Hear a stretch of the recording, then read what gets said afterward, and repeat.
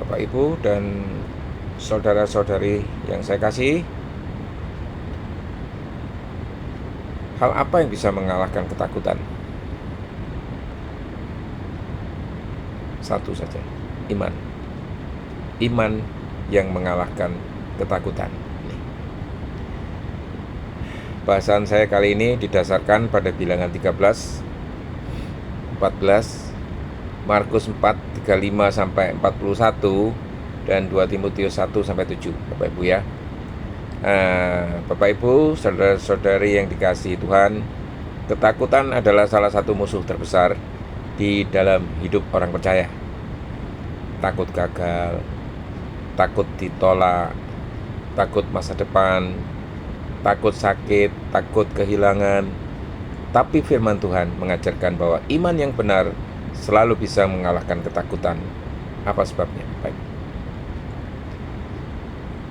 2 Timotius 1 ayat 7 menyatakan, Allah memberikan kepada kita bukan roh ketakutan, melainkan roh yang membangkitkan kuasa, kasih, dan ketertiban. Hari ini kita akan belajar dari dua buah kisah Alkitab, Bapak Ibu. Kisah para pengintai di tanah Kanaan di dalam bilangan 13 dan 14, dan Yesus yang meredakan angin ribut di Markus 4 ayat 35 sampai 41. Keduanya menggambarkan perbedaan antara iman dan ketakutan.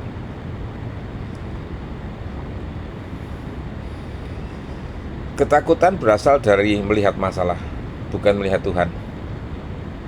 Bilangan 13 ayat 33. Kami lihat diri kami seperti belalang. 10 dari 12 pengintai kembali dengan laporan yang penuh rasa takut. Mereka tidak melihat janji Tuhan, melainkan melihat raksasa dan tembok yang besar. Akibatnya mereka menyerah sebelum berperang, membuat bangsa Israel memberontak, kehilangan kesempatan untuk masuk ke tanah perjanjian. Ketakutan membuat kita itu melihat diri kecil dan Tuhan jauh.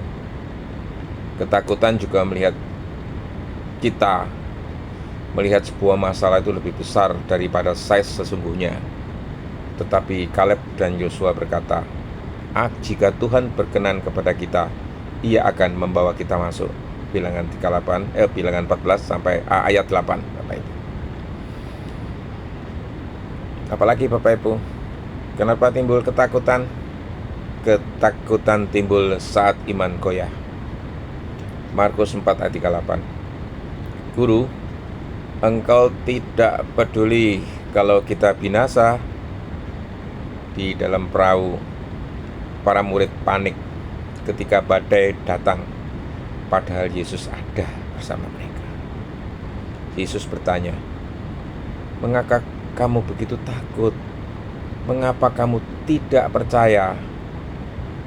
Pernyataan ini tertulis di Markus 4 ayat 40. Ketakutan akan badai adalah reaksi alami, tapi ketiadaan iman adalah masalah rohani, Bapak Ibu.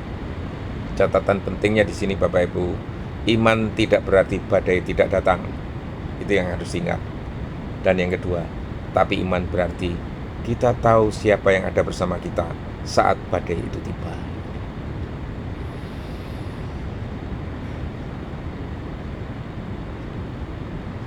Dan pastinya Bapak Ibu, iman sejati berani melangkah, mesti takut. Itu Ibrani 11 ayat 1. Iman adalah dasar dari segala sesuatu yang kita harapkan dan bukti dari segala sesuatu yang tidak kita lihat. Kaleb dan Yosua tidak menunggu semua aman dan nyaman baru percaya. Mereka melangkah dengan iman. Sekalipun mereka berminoritas, mereka dicemooh dalam bilangan 14 ayat 10, ataupun mereka berhadapan dengan raksasa. Iman yang sejati tidak menyangkal realita, tapi percaya kuasa Tuhan lebih besar dari realita tersebut.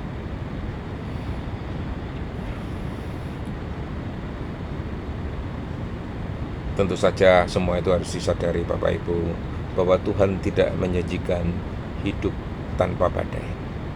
tapi damai di dalam badai. Yesaya 41 ayat 10 mengatakan, jangan takut, sebab aku menyertai engkau. Inilah sebabnya Daud berkata, sekalipun aku berjalan di dalam lembah kekelaman, aku tidak takut bahaya, sebab engkau besertaku. Mazmur 23 ayat 4. Jadi bagaimana sebenarnya Bapak Ibu mengalahkan ketakutan itu? Substitusi Bapak Ibu. Gantikan ketakutan dengan firman Tuhan. Hafalkan janji-janji Tuhan. Isi pikiran dengan hal-hal yang membangun iman. Renungkan kesetiaan Tuhan di masa lalu. Ingat siapa yang menyertaimu. Tuhan tidak pernah gagal. Jadi kesimpulannya Bapak Ibu, ketakutan akan membuatmu menyerah, tapi iman akan membuatmu menang. Ketakutan berkata, tidak bisa. Iman berkata, bersama Tuhan, aku bisa.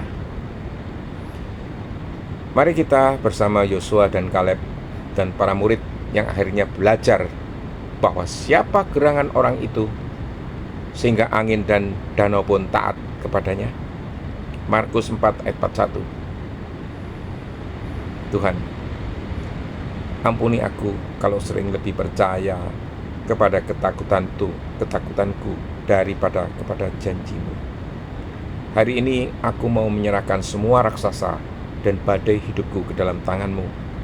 Bangkitkan iman di dalam hatiku, agar aku berani melangkah bersamamu. Aku percaya Engkau lebih besar dari semua ketakutanku. Dalam nama Yesus, aku berdoa. Amin.